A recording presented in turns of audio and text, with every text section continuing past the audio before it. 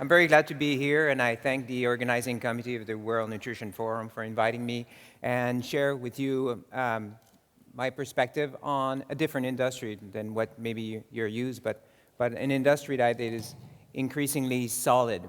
Aquaculture production is well established. Aquaculture is well established. Fish production, shrimp production, mollusk production is well established. It's a growing industry. It's an increasingly solid industry, and it's making an increasingly great contribution to the supply of fish and food product in the human diet. We're talking about a very diverse industry. Estimates varies, but between 250 to 300 different species of fish, crustacean, and mollusk are cultivated commercially around the world. So we're talking about great diversity. However, there's been some mainstreaming going on, and really now we're focusing probably on 25 species that have been our bread and butter right now, with hundreds of species cultured on a very, very small scale basis. Production of aquaculture feed has been increasing tremendously over the past 20, 30 years, and we're reaching reasonable or respectable levels now of about 30 million metric tons, so it's not negligible. And like I said, fish products from farm fish products or seafood are contributing increasingly to the total fish supply around the world. So it's a real industry, which is a great success in some case, and its real challenges and its failure in other cases. Like I mentioned, it's been a growing industry, and over the past 30 to 40 years, it's been grown tremendously at a rate of about 8% per year. So it has been a success story this way.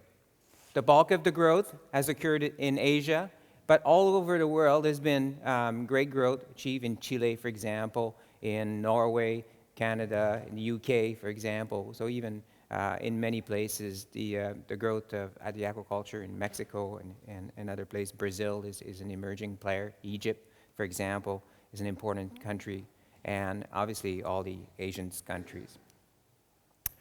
Aquaculture is really the farming of a wide variety of species, from fish down to mollusks, even down to seaweeds, etc. So it's a very diverse industry. We're talking about hundreds of species, so it becomes very complicated. So when you're talking the nutrition of a wide variety of beasts. Fish products are an intricate part of the diet of the majority of the world population, I suspect. In Asia, for example, fish products play a very important role. They're a very special dish offered, presented during banquets and weddings and etc. So the growth of aquaculture in Asia has been really kind of driven by the demand of people as people become more well-off, and aquaculture products have integrated the mainstream very, very well, replacing wild products. Having a stable supply of high-quality product has been really a great advantage of aquaculture, and has been the demand in Asia, for example, estimated the growth. But not just Asia has been a driver of the industry, or at least demand in Asia. Aquaculture products are playing an increasing role in the diet of the Western world also. If you go to any grocery store in Western Europe or North America, you'll find basically these four species: tilapia, bassa catfish or track catfish, bassa catfish, the Pacific white shrimp, and the Atlantic salmon. They're basically the staples now of the seafood market. You'll see some wild fish products and different fish products, but this is, on any day of the year, you'll find these four products. At least that's my experience of living in France and in Canada. Aquaculture is characterized by its great number of species, but also its great number of production systems. And the bulk of the production is occurring in Asia, especially in China, very often in large ponds. And these ponds are very often located throughout the country, very often also located in very high-density population area. It's kind of a gift of the infrastructure building that's been going on in China for the past 50 years, 60 years, 70 years.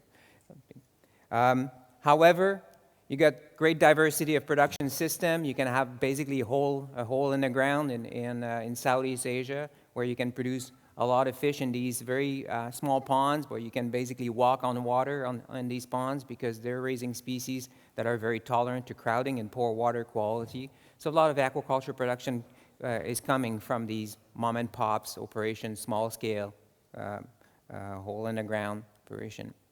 What has been growing over the past 20 years, 30 years, is the growth of fish in floating cages or net pens out there.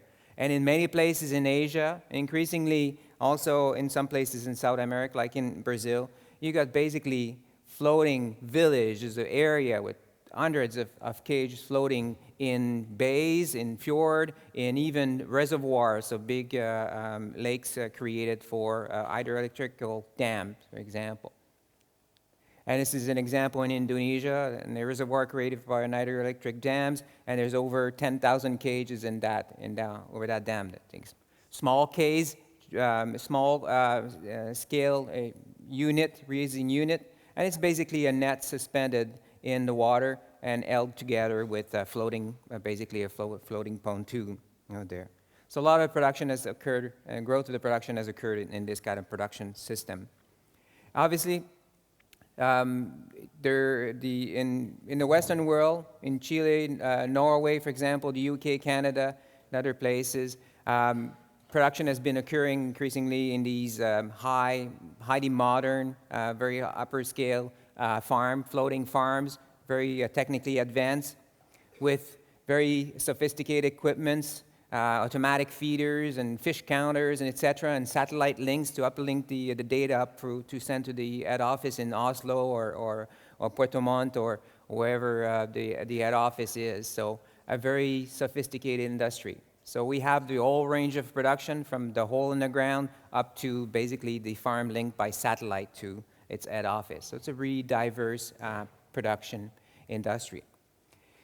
The production of fish and shrimp has been increasingly intensive.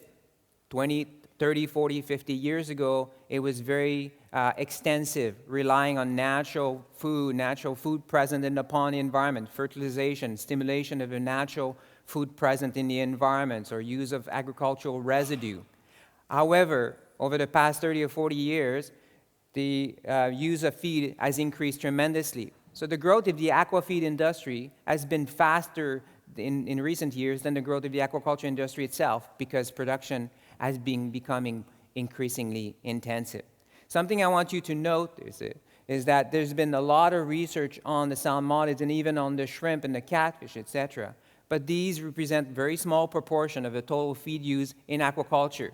By far and large, the feed production for cyprinids, for carps, is the biggest aquafeed market in the world, and yet it's been a very neglected market. It's been a very neglected market in terms of research, in terms of scientific research, although the research effort on these species has increased considerably over the past few years, notably by effort in China and in Indonesia and Vietnam, for example.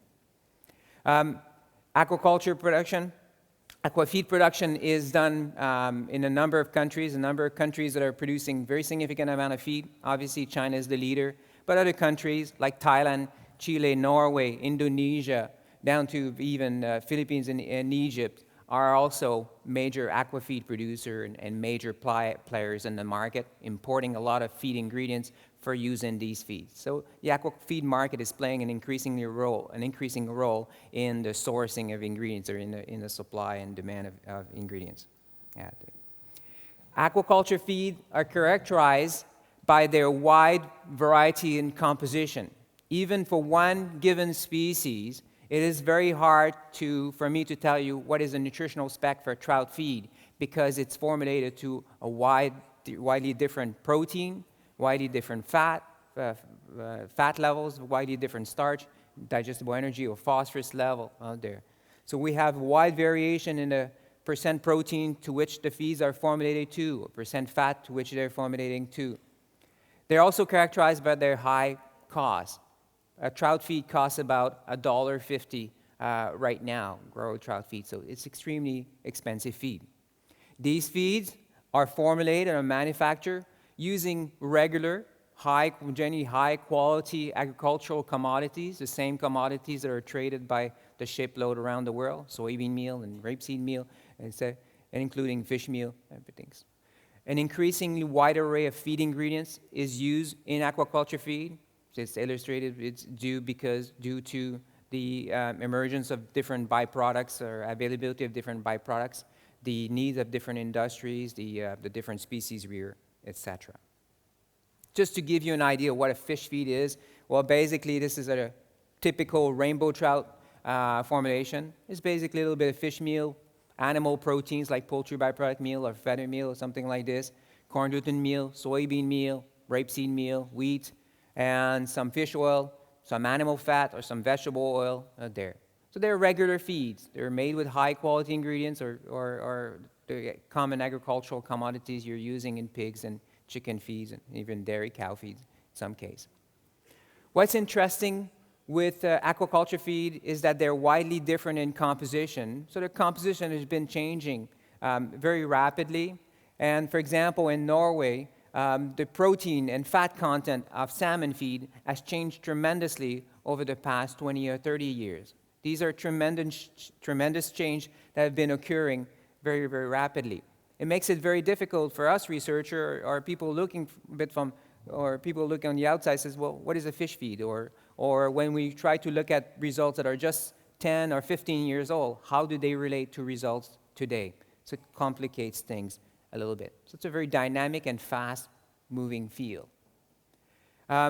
We've been faced with the challenge of increasing pricing, the increasing growth of the industry, the increasing production of aquafeed has put pressure on the demand, has increased the demand for fish meal and fish oil, and has driven price up. As demand has increased, price of fish meal and fish oil have been driven up.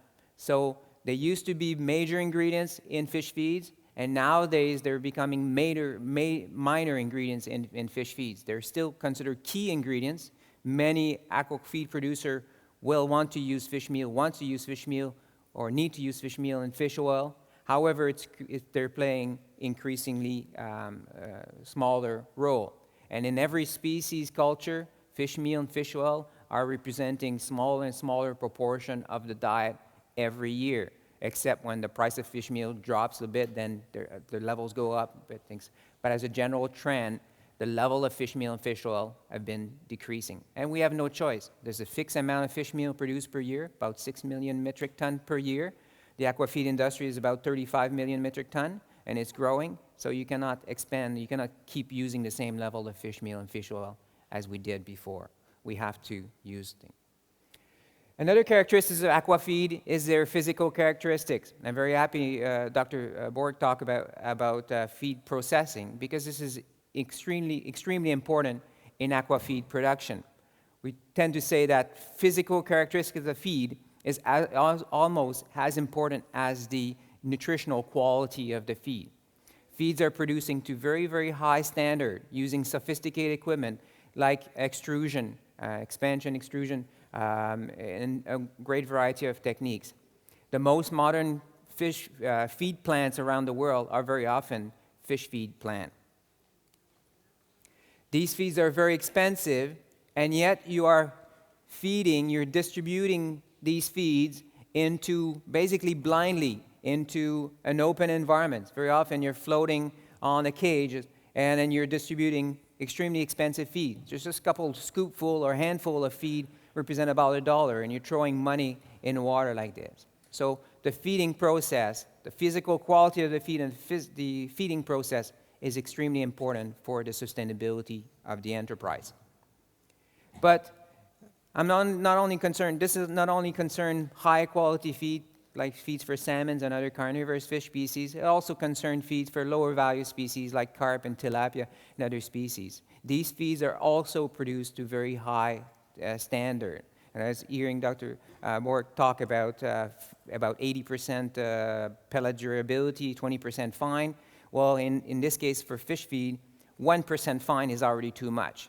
Basically, the farmers, I know farmers, trout farmers, that will sieve out the feed and ship back all the fines to the feed manufacturer for reimbursement, because they do not want any fines, and they will claim back the money for any fines that you're sending them there. The feed is fit Even these feeds are still very expensive, about 50 cents, 40, 50 cents a kilogram. So they're being fed very carefully by staff. I'd like to say sometime that the amount of feed in the bucket here is worth more than what this guy is making in a single day. So you have advantage in having this guy feed very carefully there. Now, aquaculture is a very diverse and complex industry. But this doesn't help things. When you say things are too diverse and too complicated, you cannot start to understand it. So I like to simplify things and present aquaculture as any other animal production operation. You're basically trying to grow an animal for profit with minimal impact or minimal negative impact things.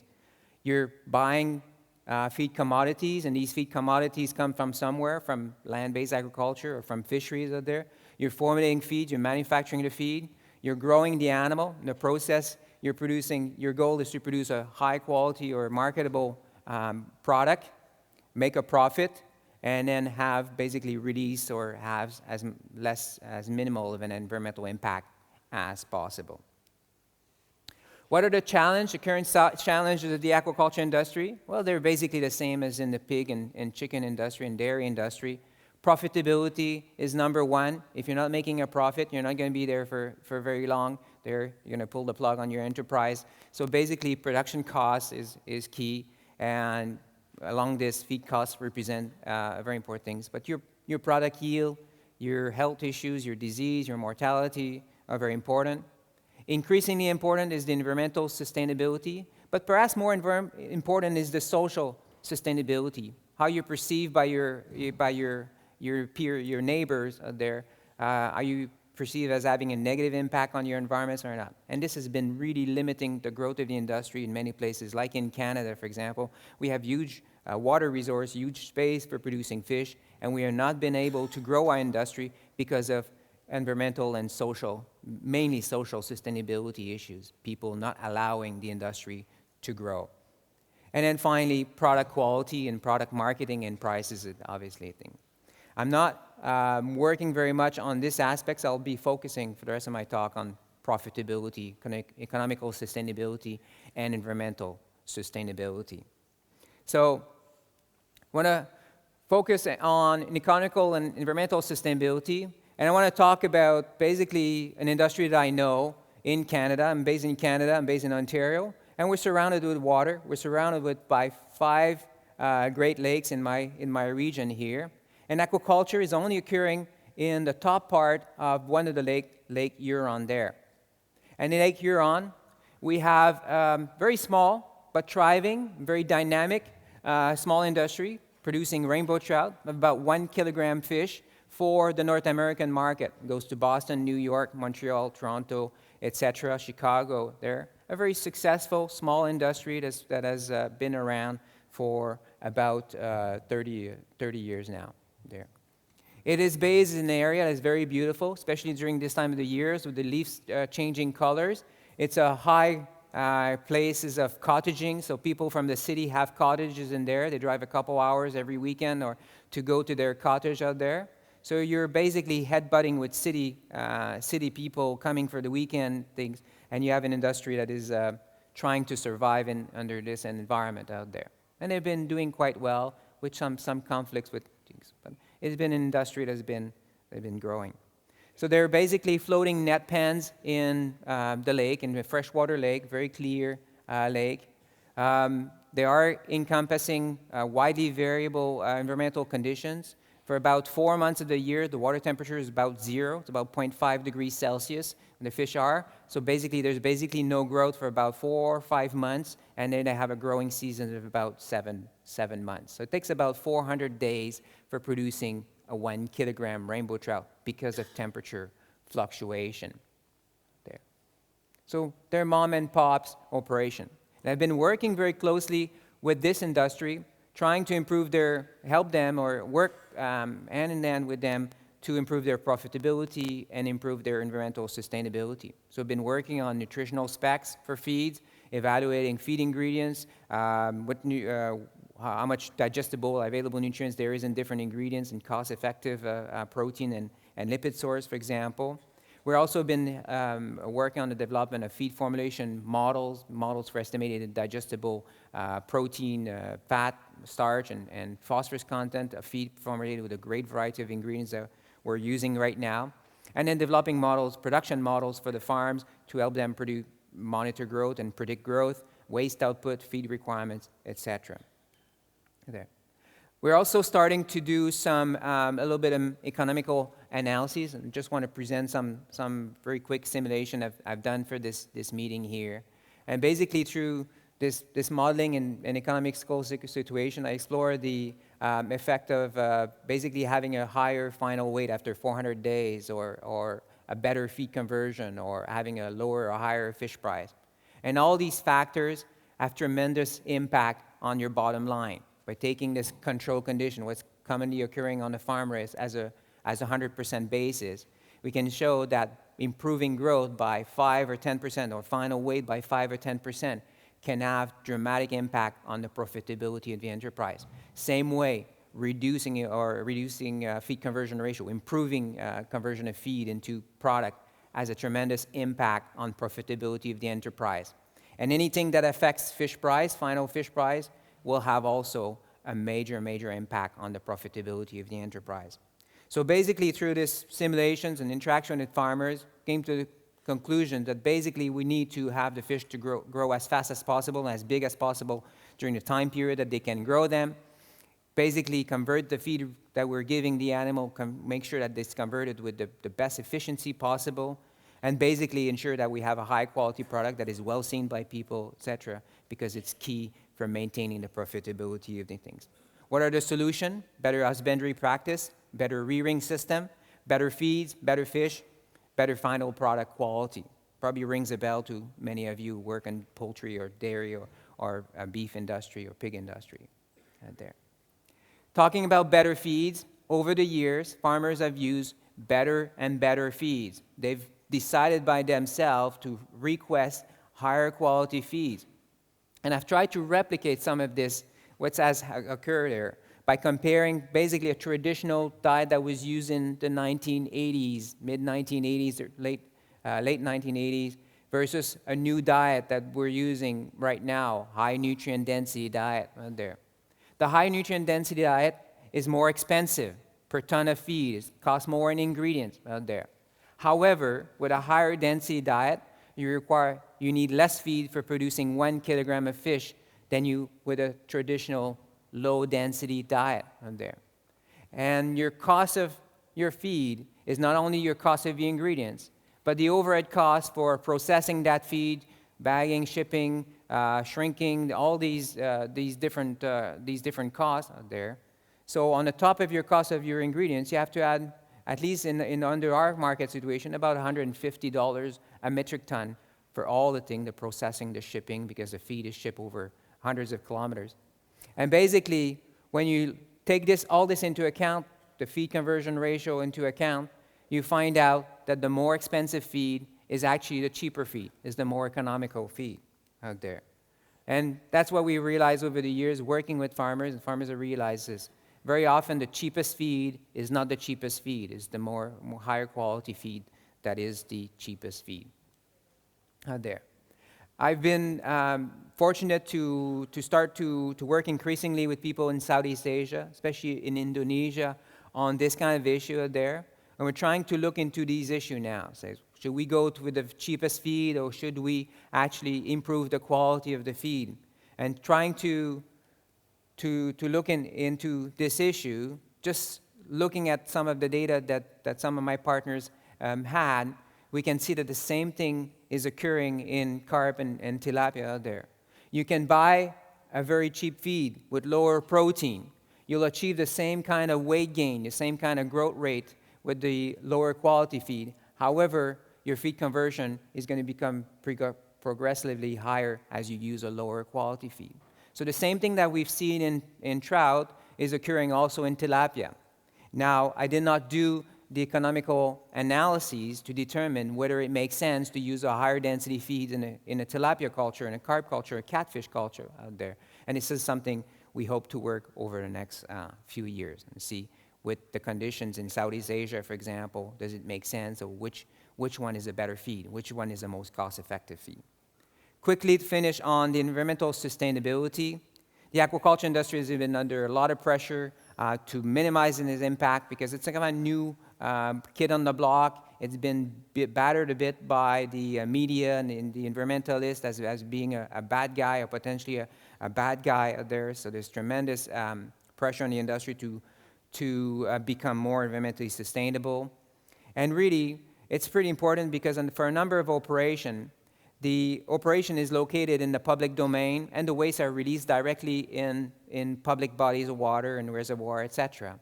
So you need to be good citizens and minimize your release of waste.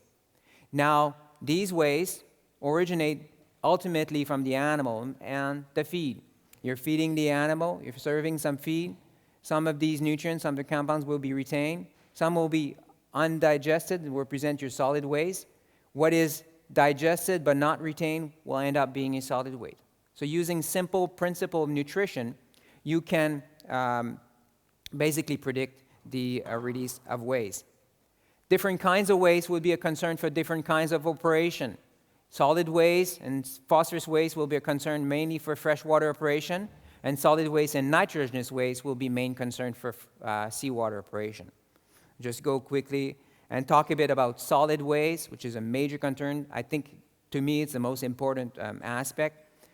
The feces produced by the fish is basically the same as an animal manure, and this manure accumulates on the bottom of lakes or ponds or under the cages you're rearing and can affect the biotic biota, damage the environment. And we've shown through research collaboration with environmental scientists that right under the cage, you're basically killing everything because there's so much organic matter, so much feces under the cage, you're killing all life basically there. However, a few meters outside the cage, you're actually stimulating life. You're actually stimulating growth of organisms that do well under high organic matter conditions out there. So it's important to understand to manage the waste output, solid waste output of farms because they do have an impact. However, they can have a positive impact under certain conditions. You can minimize impact of phosphorus waste by true nutrition, and we've shown this very effectively. We've developed this quite elaborate model now to be able to predict the solid and soluble phosphorus waste output of cage culture operation there very, very well. And we've validated this, basically this model through very detailed environmental work where we've shown that through a modeling approach, we were able to basically really predict the phosphorus waste output and the different kinds of phosphorus coming out from the farm out there. Over the years, fish farmers have used higher quality feeds, and if I just crunch down the number here, by using higher quality feeds, more expensive feed, they've improved their profitability, and they also have greatly decreased the amount of waste associated with feeding these feeds. So not only fish farmers have done a good thing by selecting higher quality feeds in terms of profitability, but they also have become more environmentally sustainable by using higher quality feeds. So we know now that through nutrition, we can easily manage, predict, or minimize and predict the amount of waste coming out from cage culture operation. We have the tools now, we have the knowledge to do that. The missing link that we're missing is to predict how waste are converted into environmental impact, or what is the association with the amount of waste released into some kind of environments and environmental impact. And it's extremely difficult to do. It requires a multidisciplinary team. It requires a collaboration of nutritionists, environmentalists, limnologists, fish biologists, etc. And it remains one of the great challenges of our industry. So my take-home message is that sound nutritional principle can help you predict the amount of waste coming out from the farm, can help you manage and manage the profitability and environmental sustainability of aquaculture operation out there. And by improving the cost effectiveness of the feeds, we were also at the same time able to improve the environmental sustainability of our enterprise. So I think it's really quite positive for other industry out there. I'd like to thank the organizer again of the World Nutrition Forum, Biomin, for inviting me, and all my partners have been funding our research program. Thank you very much.